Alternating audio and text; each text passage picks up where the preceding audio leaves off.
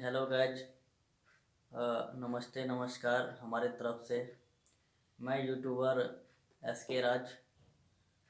मैं कुछ अपने बिहार के लिए, अपने बिहार वासियों के लिए कुछ पॉइंट लेके आया हूँ जो हमारा बिहार कैसे बदल सकता है।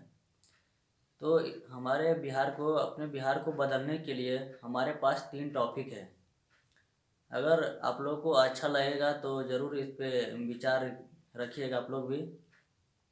फर्स्ट, कि हमारा बिहार बदलने के लिए ना, एक हमारे अदर सिटी, जैसे इंडिया में अदर स्टेट है ना, अदर स्टेट की तरह हम लोग को सोचना पड़ेगा।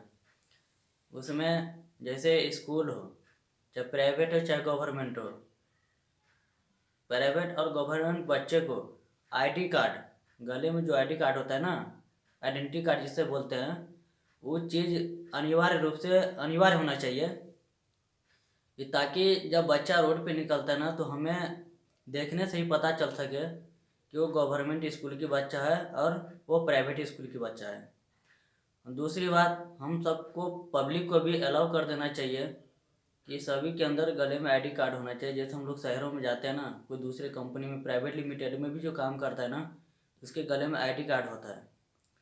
और रूम से जब निकलता है तब उसके गले में आईडी कार्ड होता है, और आने के टाइम तक रूम में भी, रूम तक पहुंचने तक उसके गले में आईडी कार्ड होता है, ताकि दूसरे बेरोजगार लोगों को भी पता चल सके इतने सारे लोग कहाँ जा रहे हैं जॉब करने के लिए।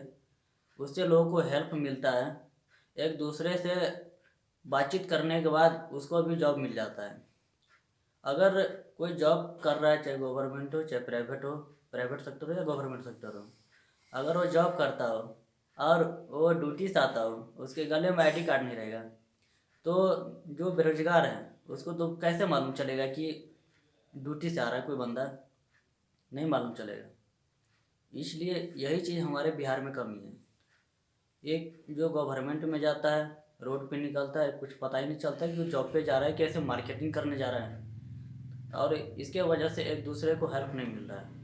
तो इस चीज़ पे स्कूल और पब्लिक सेक्टर, जिस पब्लिक सेक्टर मतलब जो प्राइवेट हो चाहे जॉब, गवर्नमेंट जॉब हो, ये दोनों चीज़ में आइडेंटिटी कार्ड, आईडी कार्ड अनिवार्य रूप से होना चाहिए। और दूसरी बात, हमारा दूसरा पॉइंट है कि हमारे बिहार में 38 ज़िले हैं। 38 ज़िले में सिर्फ पटना में एक मेट्रो चलती है, मतलब लोकल की व्यवस्था है, जो टाइम से ऑटो हो चाहे बस हो, पटना में ही अक्सर देखा गया कि पटना में ही टाइम से कोई गाड़ी मिलता है। और यही चीज़ हमारे पूरे बिहार में, चाहे मेट्रो की सुविधा हो चाहे लोकल ट्रेन की सुविधा हो, जो हर आधे घंटे 1 घंटे में ट्रेन होनी चाहिए या मेट्रो होनी चाहिए।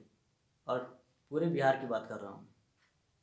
और हमारा कैपिटल, बिहार की कैपिटल पटना है। उस पटना में लोग कुछ छोटा मोटा धंधा भी करके ना अच्छे से कमा लेगा, कोई ऐसा बेरोजगार नहीं बैठेगा, क्योंकि एक रोजगार के लिए कुछ रास्ता होना चाहिए, उसको टाइम से पहुंचने के लिए और टाइम से आने के लिए कुछ ऐसा व्यवस्थित है नहीं।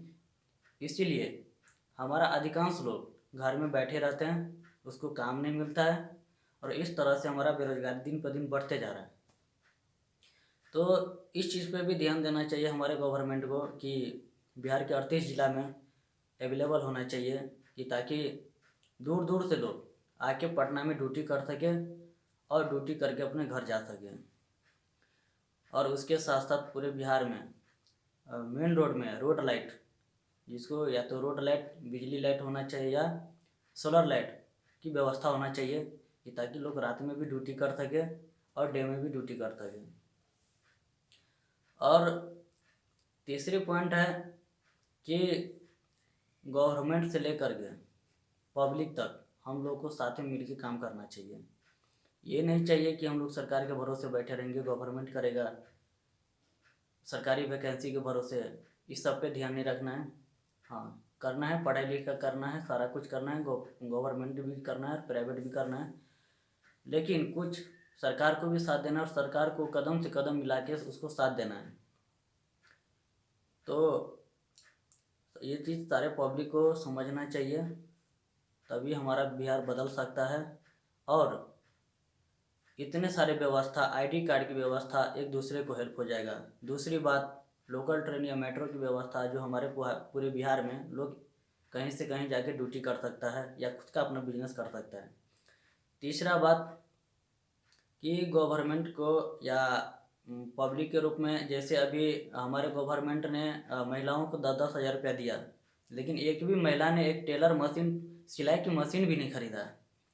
अगर जितने लोगों को 10-10 हज़ार रुपया दिया ना, अगर हर महिला अगर एक सिलाई मशीन 4 हज़ार रुपया डाल के अगर एक सिलाई मशीन ले लेती, और सारे लोग सिलाई मशीन लेकर के गवर्नमेंट को बोलता, हमारे सरकार को बोलता है कि हमारे अंदर कंपनी होना चाहिए, तो सारे सिलाई मशीन को लगा के एक एक्सपोर्ट कंपनी खुल सकता है।